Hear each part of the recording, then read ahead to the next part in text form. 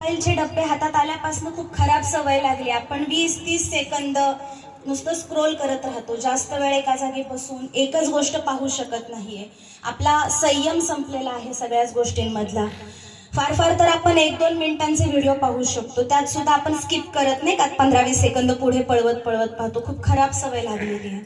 आणि आनंदाच्या गोष्टी बघत राहतो आपण, जे आपल्या मेंदूला ऑक्सिटोसिन देत राहील, एक आनंदाचं ते हार्मोन्स आहे, ते पुरवत राहील. तेवढं पाहत राहिलं की आपल्याला बरं वाटतं.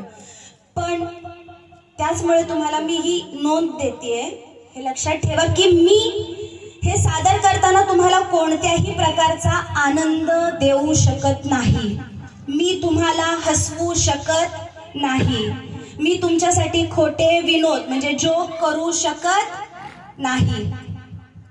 म्हणजे थोडक्यात मी इथं तुम्हाला हसवण्याचं नाटक करू शकत नाही.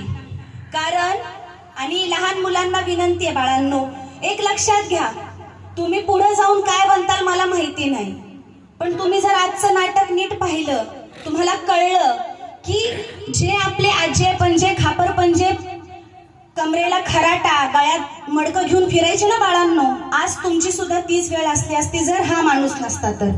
एवढं लक्षात ठेवा. त्यामुळे तुमच्याकडनं एवढीच अपेक्षा आहे, बसताल ना शांत तुम्ही? बसताल? आणि जिथं टाळ्या वाजवू वाटल्या तिथं टाळ्या वाजवा. तीच माझ्यासाठी तुमच्या सगळ्यांकडनं मिळालेली प्रेमाची पावती असेल. मी तुम्हाला का हसवू शकत नाही, कारण ज्या व्यक्तीचं मी चित्रीकरण तुमच्या समोर करणार आहे तिला हसायला सोडा, जगायला पण मिळालं नाही, माहितीये तुमच्या सगळ्यांना. म्हणून माझ्याकडनं ती अपेक्षा करू नका की मी तुम्हाला आनंद देईन. नाटक काहीतरी वा वा वा मज्जा येईल. मज्जा नाही येणार, तुम्ही तेही नाही सांगू शकत. पण हा, एकच तुम्हाला वचन देऊ शकते की मी ज्या रमाई